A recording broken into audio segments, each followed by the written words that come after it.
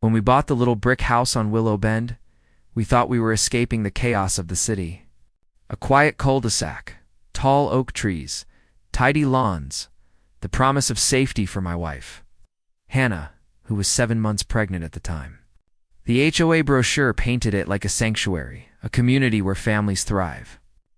But what they don't tell you in those glossy pamphlets is how power poisons small men when they get a taste of authority. And in our neighborhood, that poison had a name: Richard Hale. President of the Willow Bend Homeowners Association, Hale was the kind of man who strutted around in a polo shirt tucked too tight, clipboard in hand like it was a badge. He lived for compliance checks. Trash bins an inch off schedule? Violation. A child's bicycle left near the sidewalk? Violation.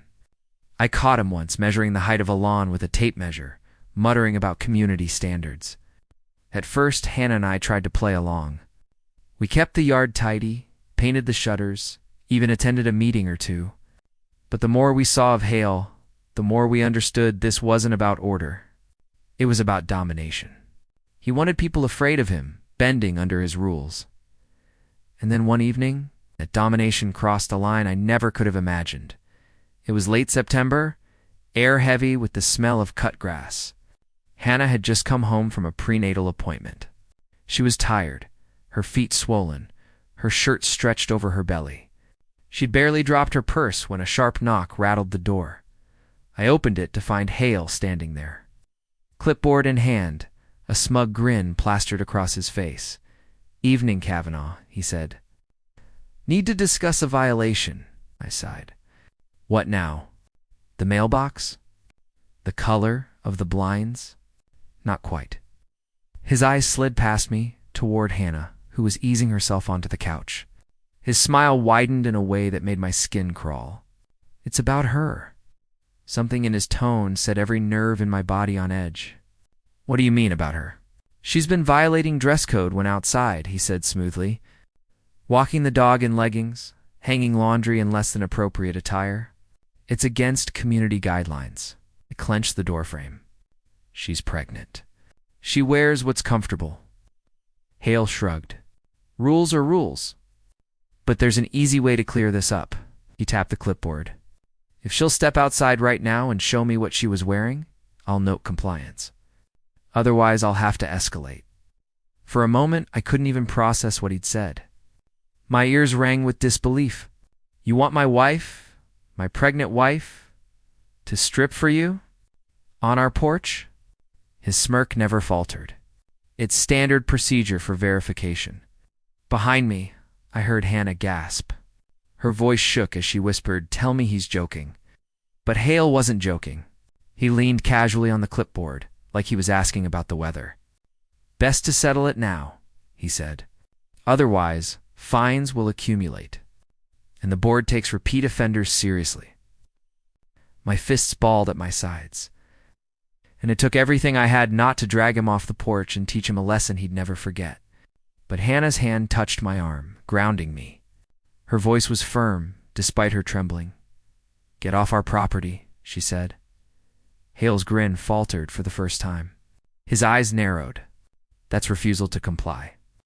"I'll make note of it." He scribbled something on his clipboard, then looked at me. "You'll regret this." He turned and walked away, whistling like nothing had happened. The moment he was gone, Hannah broke down, sobbing into her hands. I held her, rage boiling in my chest.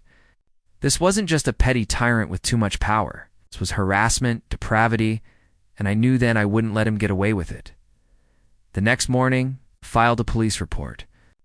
At first, the officer at the desk looked skeptical. "An HOA violation?" he said, pen hovering. But when I repeated Hale's exact words, how he demanded my wife strip to verify compliance, the officer's jaw tightened.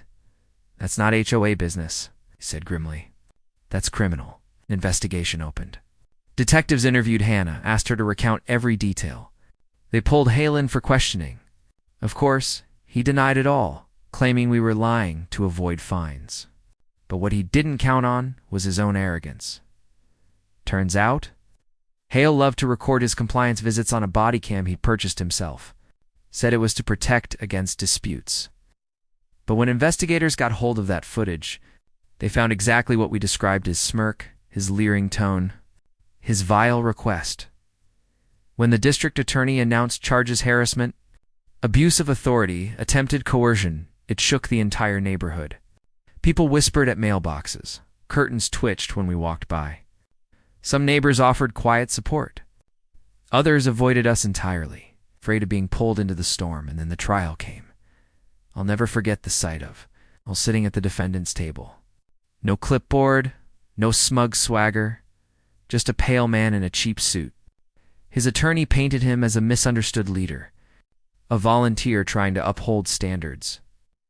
But the jury's faces told another story: disgust, anger, disbelief. The recording played for them, and when Hannah took the stand, her belly round, her voice steady despite the tremor in her hands, the courtroom fell silent.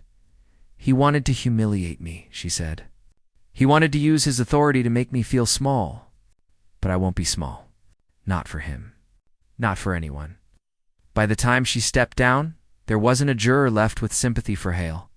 But the trial wasn't over. And as closing arguments loomed, I realized the fight wasn't just about Hale. It was about every small tyrant who thinks power gives them the right to degrade. The jury would decide not just his fate, but the kind of community we wanted to live in. And I prayed they'd see the truth. Right to degrade. The jury's decision would ripple far beyond our street, and everyone in that courtroom knew it. The prosecutor's closing argument was sharp and unflinching. He replayed Hale's body cam footage in the jury's mind, painted the picture of a man who wielded neighborhood rules like a weapon. This wasn't about compliance, he said firmly. This was about control, about a man exploiting his position to intimidate and humiliate a vulnerable woman. If we allow that, then what protection do any of us have in our own homes? Hale's attorney countered with polished words about misunderstandings and procedural overreach. He suggested the video was taken out of context, that his client had no ill intent, but his voice lacked conviction. Even he must have known he was grasping at straws. When the jury left to deliberate, the courtroom buzzed with tension. I held Hannah's hand, feeling her fingers curl into mine. She leaned against me, her eyes tired but fierce. "They have to see it," she whispered. "They have to." I wanted to believe that, but doubt gnawed at me. I'd seen power bend justice before, seen people walk free, despite damning evidence. Hale had influence in the neighborhood, friends in high places. What if that was enough to sway even one juror? Minutes dragged into hours.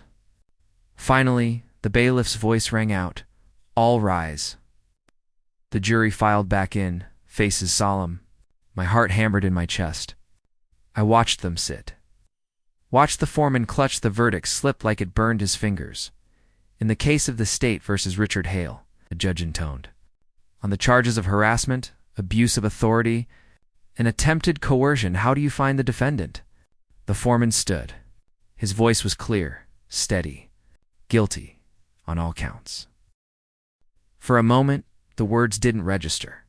Then the weight of them crashed over me like a wave. Hannah let out a shaky breath, tears welling in her eyes. My grip tightened around her hand as relief and vindication surged through us both. Across the room, Hale's face drained of color. He slumped back in his chair, mouth working soundlessly. The smug mask he had worn for years was gone, replaced by raw disbelief. He looked small, just a petty man stripped of the power he once lorded over everyone. The judge's gavel struck. Sentencing was set for the following week. But the message was already clear. The jury refused to let him walk free. Neighbors avoided my eyes as we left the courthouse. But I caught glimpses, some ashamed, some silently supportive, some still clinging to the comfort of denial. None of it mattered.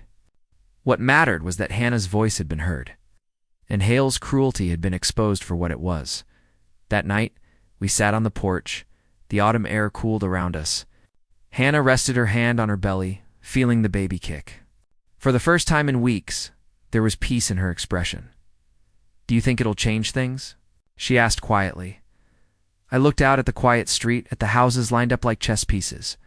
"Maybe not everywhere," I said. "But here, for us, it changes everything." We knew Hale would face his punishment, and others like him would think twice before abusing their positions. And though scars remained, though Hannah would never forget the fear, the humiliation there was also strength. She had stood tall before a jury, spoken her truth, refused to let herself be broken. In the end, it wasn't just about one verdict. It was about reclaiming dignity. About proving that even in the smallest corners of the world, justice could find its way through. As the crickets sang in the dark, I wrapped my arm around Hannah and whispered a promise to her and to the life growing inside her. No one would ever make us small again.